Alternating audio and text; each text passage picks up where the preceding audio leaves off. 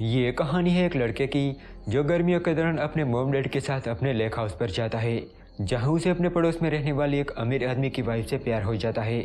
उसके लिए प्रॉब्लम तब खड़ी होती है जब उस पर मर्डर का आरोप आता है। हेलो दोस्तों, आज हम एक्सप्लेन करने वाले हैं 2015 में आई एक रोमांस थ्रिलर मूवी जिसका नाम है careful what you wish for. Movie start होती है और हम डग नाम के एक लड़के को देखते हैं जो अपने पेरेंट के साथ गर्मियों की छुट्टियों पर आया है, जहां उनका खुद का लेक हाउस है। डग की मॉम डग से कहती है कि किताबों से ध्यान हटा के कुछ और भी देखो। दरअसल डग बहुत ही सीधा साधा लड़का था, वो बस पढ़ाई पर ही ध्यान देता था। अब यहाँ वो अपने दोस्त कार्सन से भी मिलता है जो कि एक बार में काम करता था। और वहीं हम एक आदमी को भी देखते हैं जो कि इस इलाके का शेरिफ है, पर वो लोगों के साथ घुल मिल जाता है, वो फ्रेंडली टाइप का है। एक दिन डग देखता है कि उसके सामने वाले घर पे कुछ लोग आए हैं जिसमें एक बहुत ही खूबसूरत लड़की भी है। वो इलियट हार्पर था जो कि एक इन्वेस्टमेंट बैंकर था और उसके साथ उसकी खूबसूरत वाइफ लीना भी थी। घर बहुत ही अच्छा था इसलिए उन्होंने खरीद लिया। डग उस लड़की को और करीब से देखना चाहता था, इसलिए वो बाहर जाता है जहां वो अपनी बाइक ठीक करने का नाटक करता है। जहां लीना भी डग की तरफ देखती है और उसे नोटिस करती है। एक बार डग जब लेक से वापस आ रहा था तब उसके डैड उसे बुलाते हैं जो कि इलियट के घर पर थे। तो डग उनके साथ इलियट के घर पर जाता है जहां वो इलियट से मिलता है। बातों बातों में इलियट को पता चलता है कि डग बोट के बारे में बहुत कुछ जानता है, तो वो उसे अपनी सेल बोट पर काम करने के लिए रख लेता है। अगले दिन जब डग इलियट के बोट पर जाता है तब अचानक वो लीना को देखता है और बस देखता ही रह जाता है। लीना भी अपने कपड़े उतार के शावर लेने लगती है और ये सब डग देख रहा था और लीना इस बात से अनजान थी। तभी वहाँ इलियट आता है। वो पूछता है कि बोट कैसी है, तो वो कहता है कि ठीक लग रही है और मैं इस पर काम करने के लिए तैयार हूँ। इलियट कुछ दिनों के लिए बाहर जा रहा था, इसीलिए वो डग से कहता है कि मैं वापस आकर देखूंगा कि तुमने क्या कुछ किया है। रात को जब डग अपने बेड पर लेटा था तब वो लीना और इलियट की आवाज़ सुनता है। जब वो खिड़की से देखता है तो वो दोनों लड़ रहे थे। अगले दिन जब डग अपने घर पर बोट के पार्ट्स ठीक कर रहा था तब वो लीना को देखता है जो कि बाहर जा रही थी। तभी अचानक उसे लीना की चीख सुनाई देती है, तो वो भागकर बाहर जाता है जहां वो देखता है कि कार में एक मकड़ी थी और लीना उसी से डर गई थी। तो डग उसकी हेल्प करता है जहां लीना डग के काफ़ी क्लोज आ जाती है। अब इसके बाद दोनों में काफ़ी बातें होती है। जब रात को डग बार से वापस आ रहा था तब वो अचानक लीना को देखता है जो कि उसका वेट कर रही थी। वो कहती है कि इलियट बाहर गया हुआ है और मैं घर की चाबी भूल गई हूँ, इसीलिए घर में जाने में मेरी मदद करो। तो डग उसकी हेल्प करने के लिए उसके साथ जाता है और अब बारिश भी स्टार्ट हो गई थी, इसीलिए डग घर की खिड़की तोड़कर अंदर चला जाता है और फिर दरवाज़ा खोलता है। लेकिन कांच की खिड़की तोड़ते टाइम डग को चोट लग जाती है। लीना उसे कहती है कि मैं तुम्हें इस तरह से घर नहीं भेज सकती, मुझे तुम्हारी हेल्प करने दो। अब इसके बाद लीना डग का जख्म साफ करती है, पर यहाँ डग अपने आप पर कंट्रोल नहीं रख पाता और लीना को एक किस करता है। तो लीना भी उसे मना नहीं करती और यहाँ दोनों इंटीमेट हो जाती है और ये डग का पहली बार था। लीना के साथ एक बार इंटीमेट होने के बाद डग बहुत खुश था। वो अपने घर से हमेशा उसे देखा करता था और बस उसी के बारे में ही सोचता रहता था। साथ ही वो बोट को भी ठीक कर रहा था। ऐसे ही जब एक दिन वो बोट ठीक कर रहा था तब लीना उसके पास आती है। वो कहती है कि मैं देखना चाहती हूँ कि तुमने बोट के अंदर कैसा काम किया है। ये कहकर वो डग को अंदर ले जाती है जहाँ वो डग को उसके साथ इंटीमेट होने को कहती है। डग पहले तो थोड़ा हेजिटेट होता है पर बाद में वो उसकी इच्छा पूरी करता है। एक सुबह डग देखता है कि इलियट वापस आ गया है, पर ये दोनों अभी भी नहीं रुकते और स्टोर के बाहर ही शुरू हो जाते हैं। जब इलियट लीना को ढूंढता हुआ आता है तब वो दोनों बाल बाल बचते हैं। इलियट जब बोट देखता है तो वो डग पर बहुत गुस्सा हो जाता है। वो कहता है कि तुमने अच्छे से काम नहीं किया। वो कहता है कि इसे ठीक करो। अब वो फिर से बाहर जाने वाला था। उसके चले जाने के बाद लीना और डग फिर से एक साथ हो जाते हैं। जहां डग लीना के पैर पर एक हाफ हार्ट देखता है तो वो लीना के इसके बारे में पूछता है। तो लीना कहती है कि मैं किसी से प्यार करती थी पर उनकी लव स्टोरी कंप्लीट नहीं हो पाई। ठीक ऐसा ही हार्ट उसके पैर पर भी है। अब लीना डग को एक सेलफोन देती है जिससे दोनों एक दूसरे के साथ बात कर सके। अब इसके बाद दोनों कुछ खाने के लिए किचन में जाते हैं, पर खिड़की से उन दोनों को गार्डनर एक साथ देख लेता है जिससे दोनों डर जाते हैं कि कहीं वो ये बात इलियट को बता ना दे। एक दिन इलियट डग के साथ उस बोट को लेकर राइड पर जाने वाला था। वो अपने साथ लीना को भी ले लेता है जहां लीना बोट का फ्लैप ओपन करके इलियट को मारने की कोशिश करती है। इलियट को लगा कि ये अपने आप खुल गया, इसीलिए वो उसे नोटिस नहीं करता। जब एलियट बोट का इंजन देखने चला जाता है तब लीना डग को एक जख्म दिखाती है। वो कहती है कि मैं नफरत करती हूँ उससे, वो हमेशा मुझे छोड़कर चला जाता है। जब वो वापस आता है तब मेरे साथ झगड़ा करता है और मुझे पीटता भी है, इसीलिए अब मैं उसके साथ नहीं रहना चाहती। रात को लीना डग को कॉल करके बाहर बुलाती है। वो कहती है कि उसने मुझे बहुत मारा है और अब मैं उससे तलाक लेने जा रही हूँ। तो डग फौरन उसके पास पहुँचता है, जहाँ वो कहता है कि हम पुलिस के पास जा सकते हैं। तो लीना कहती है कि वो बहुत पैसे वाला है, वो कुछ भी करके मुझे ही ब्लेम करेगा। इसके बाद कुछ दिनों के लिए सब कुछ ठीक चलता है। वो दोनों फ़ोन पर बातें करते थे और मिलते भी थे। एक दिन जब डग अपने घर आता है तब वो अपने घर अचानक लीना को देखता है। डग उसे देखकर चौंक जाता है।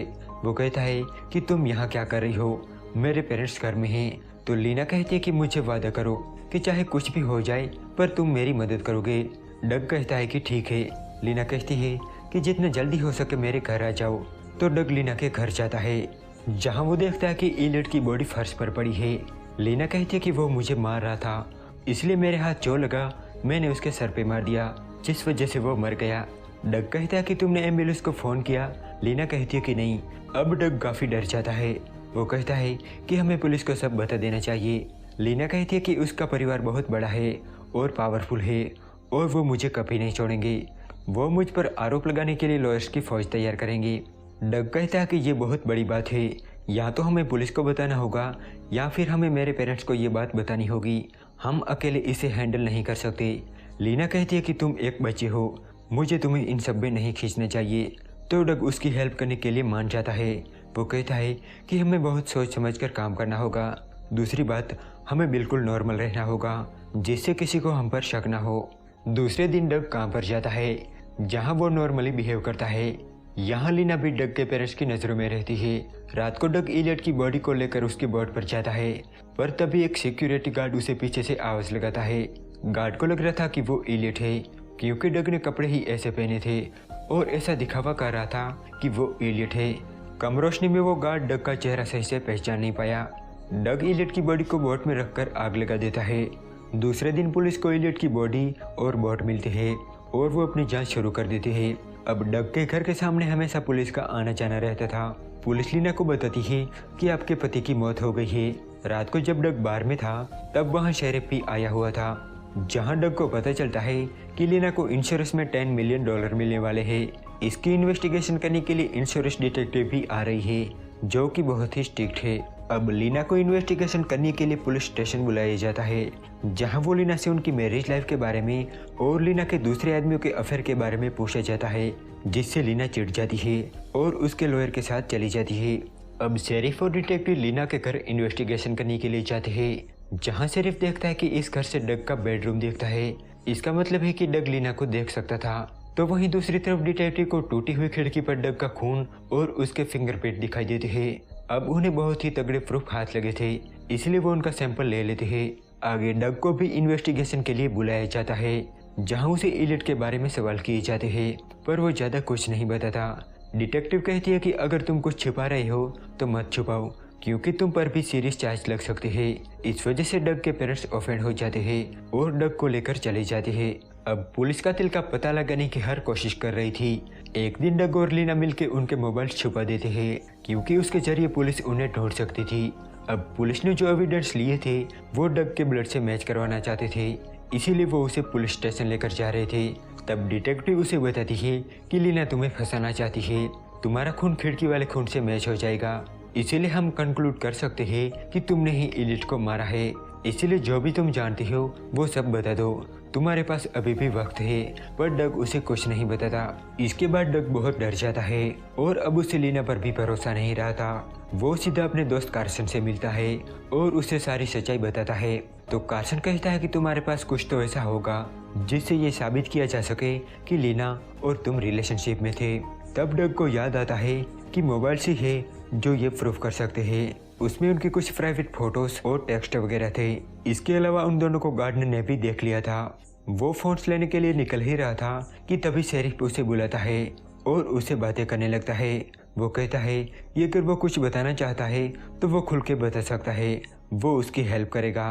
तो डग कहता है कि आप गार्डनर से बात कर सकते हैं वो आपको हमारे बारे में काफी कुछ बताएगा। बातों बातों में शेरिफ डग के फिंगरप्रिंट्स ले लेता है। यहाँ डग के पेरेंट्स को लीना का अंडरवेयर मिलता है। डग कहता है कि मर्डर मैंने नहीं किया। तभी वहाँ शेरिफ आता है और उसके पास डग को अरेस्ट करने का वारंट भी था, पर डग वहाँ से भाग जाता है। पर डिटेक्टिव उसका पीछा कर रही थी। वो भागकर उस जगह पर पहुँचता है जहाँ उन्होंने फोन छिपाए थे, पर लीना वहाँ पहले से ही मौजूद थी। डग के आते ही वो खुद के कपड़े फाड़ के ऐसा दिखावा करती है जैसे डग उसके साथ जबरदस्ती कर रहा है, तो पुलिस उसे पकड़ लेती है। डग शेरिफ से कहता है कि मैंने कुछ नहीं किया, अगर मुझे थोड़ा टाइम दोगे तो मैं सब कुछ प्रूफ कर सकता हूँ। तो शेरिफ उसे एक मौका देता है। वो ऐसा दिखावा करता है कि उसका डग पर ध्यान नहीं था और डग वहाँ से भाग गया। अब डग सीधा लीना के घर जाता है जहाँ वो उसका सारा सामान देखता है। जहाँ वो देखता है कि लीना के पास कई पासपोर्ट है, उसे वहाँ फोन भी मिल जाता है। पर तभी वहाँ डिटेक्टिव आ जाती है। डग वो फोन उसे दे देता है। वो कहते हैं कि ये एविडेंस देने के लिए थैंक यू। उसके बाद वो शेरिफ को फोन करती है और डग का पता बताती है। जब लीना और डिटेक्टिव जाने लगती है तब डग देखता है कि लीना के पैर पर आधा हाथ था, तो सेम वैसा ही आधा हाथ डिटेक्टिव के पैर पर भी है। इसका मतलब है कि लीना और डिटेक्टिव के बीच रिलेशनशिप थी। अब डग के पास कोई ऐसा एविडेंस नहीं था जिससे वो प्रूफ कर सके कि लीना उसके साथ रिलेशनशिप में थी। गार्डनर का भी मर्डर हो गया था और फोन भी डिटेक्टिव के पास था। थोड़ी देर बाद लीना और डिटेक्टिव वापस आते हैं और फोन देकर चले जाते हैं। लीना डिटेक्टिव से मिली हुई थी, इसलिए उसे इंश्योरेंस के पैसे मिल जाते हैं। जब शेरिफ डग को लेने आता है तब तक वो दोनों दूसरी कंट्री में भाग जाते हैं। डग फोन से प्रूफ कर देता है कि वो बेकसूर है, लेकिन फिर भी थोड़े दिनों के लिए वो जेल जाता है और उसके बाद वो फिर से उसी घर में रहने लगता है जहाँ उसकी कई यादें जुड़ी हुई थी। वो कहता है कि अगर उसे